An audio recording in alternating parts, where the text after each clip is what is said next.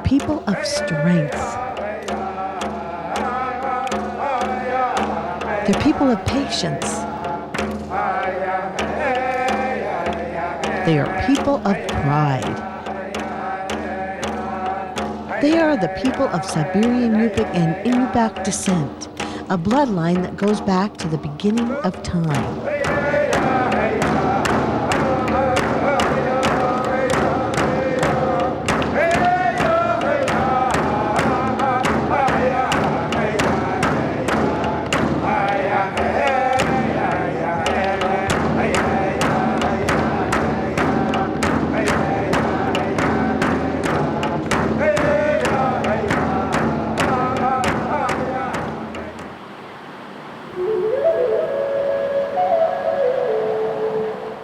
In the middle of the Bering Sea sits St. Lawrence Island, home to the people of Savoonga. Located on the northwest coast of the island, Savoonga has a population of approximately 650 people and is a native tribe that relies heavily upon a subsistence way of life. You know, the first impression a lot of people get when they come to Savoonga would be poverty, but these people don't know the meaning of poverty because everything that they ever need in terms of food is out there in the Bering Sea. Ugruk meat, mucklet, bearded seal. Good? Yeah. Delicacy. Reindeer, birds, fish, seal, and walrus comprise a large part of their diet. But by far the most rewarding for the hunters of St. Lawrence Island is the bowhead whale.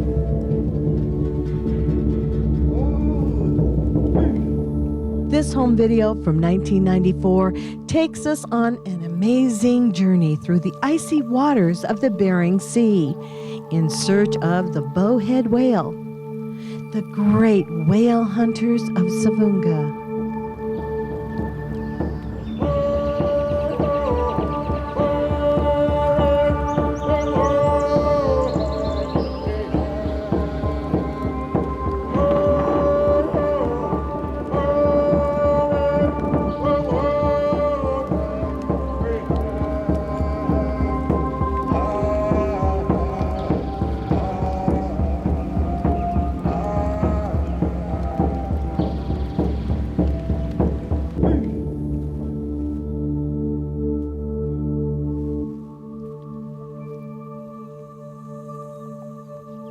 It takes a great deal of patience hunting the bowhead whale, a great deal of patience and prayer.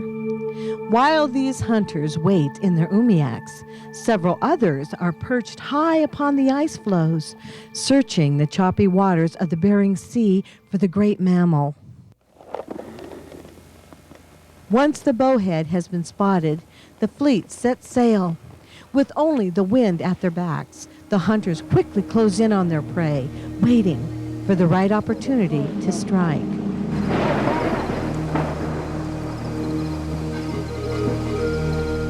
Once the first harpoon has struck the great beast, the outboards are started and the chase is on.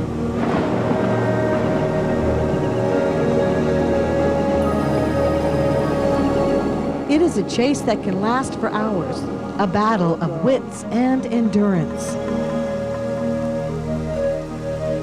In the Siberian Yupik culture, it is believed that the whale will give itself to the deserving hunter, and on this day, that belief would hold true.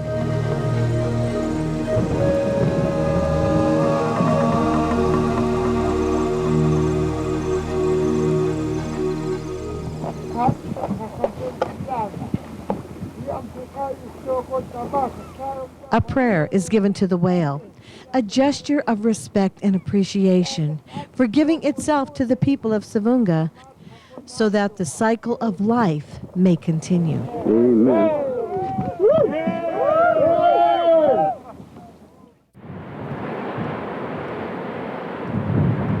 The people of Savoonga have made a life for themselves in the often challenging climate they live in. What the land they live upon cannot supply, the Bering Sea does provide. Besides the bowhead whale, another main source of food is the walrus.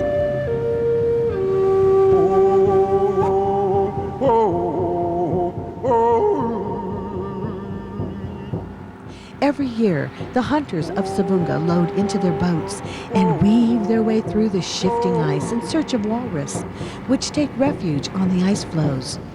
Over the past few years, there has been a devastating decline in the numbers of whale and walrus taken by the islanders and coastal communities of Alaska.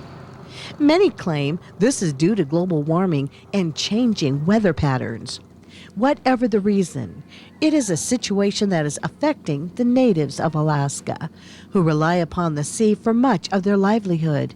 It's our heritage. It's vital, very important to our well-being in terms of culture, social needs, cultural needs, biological needs, spiritual needs, which centers around the bowhead, for thousands of years. And it's very important that we continue to do that.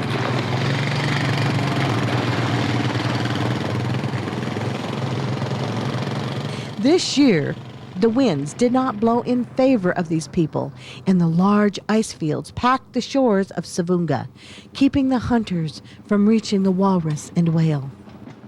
These guys are looking at all these walrus down here. There's quite a bit of walrus down here in the ice all the way down there. That's what they're spotting. And I was asking this captain here that he's seeing all these walrus, wondering if he's going to go out, and another captain's getting ready to go.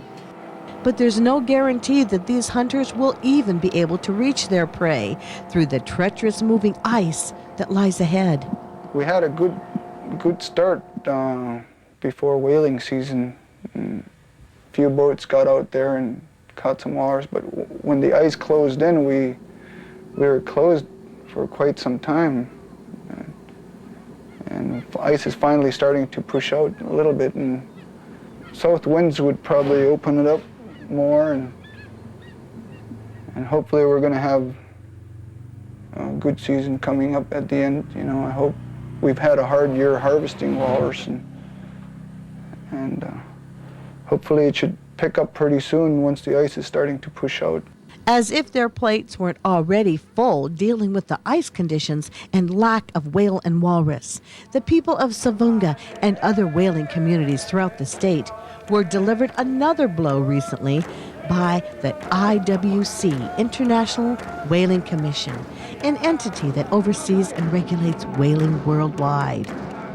In a proposal brought forth by the United States of America and the Russian Federation to extend the current 5-year whaling harvest quota on bowhead whale, Japan saw an opportunity to capitalize and commercialize. They were trying to get a commercial quota of minke whales added on to our proposal here in the initial stages, but that was shot down really quickly by like-minded countries, 32 countries in support of us. And as you probably know, the United States, America being an anti-whaling nation, doesn't support any type of commercial whaling.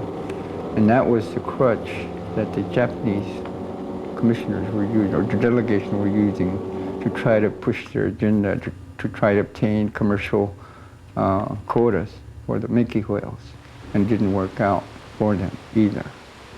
Displeased with the decision to oppose commercial whaling of the minke whale, Japan decided to oppose subsistence whaling, and in a political move secured similar votes from many of the other countries that make up the International Whaling Commission.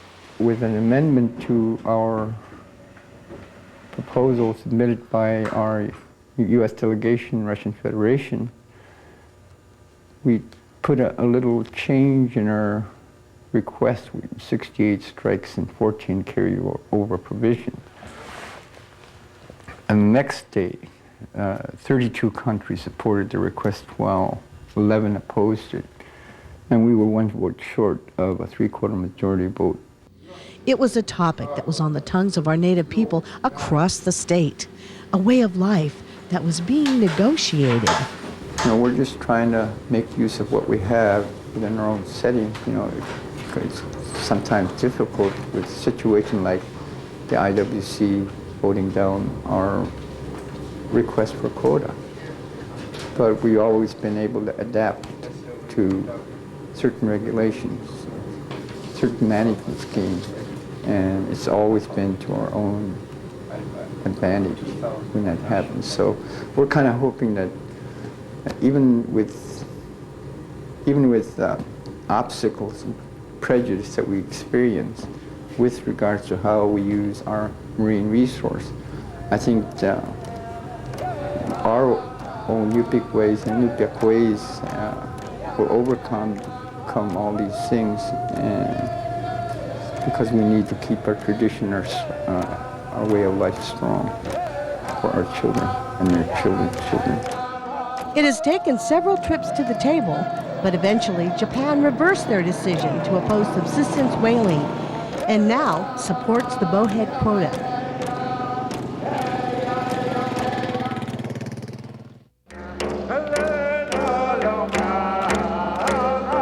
The people of Savoonga are survivors.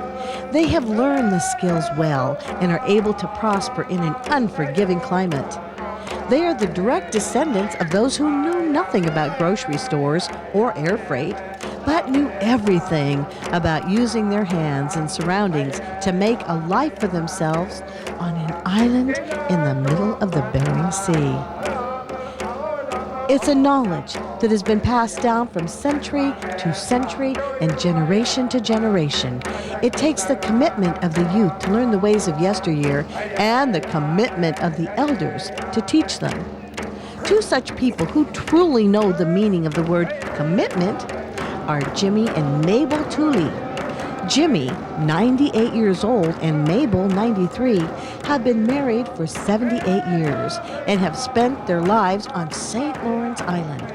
With 78 years together, they have seen close to a century of change through their eyes. Jimmy still recalls his early years as a reindeer herder. I forgot how many years I was the chief herder. Made for the bullocks, made for the reindeer, yeah. Skull bring over there. Because we got no dogs. Only 20 reindeer slate there. We used to gamble by reindeer slate, yeah. Even in their 90s, it's easy to see that the spirit of youth is still strong in Jimmy and Mabel Tooley. They are highly respected in their community as people and as teachers. In fact, Jimmy still goes to the school on a weekly basis to teach the kids drumming.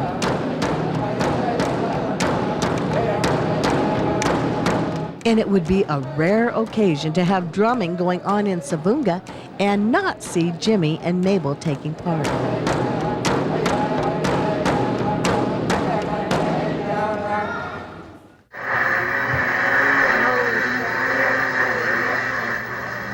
The people of Savoonga know how to celebrate as well as they survive. This home video from Savoonga shows the combined sport of water skiing and snow machining. The object? Get across the pond to the other side with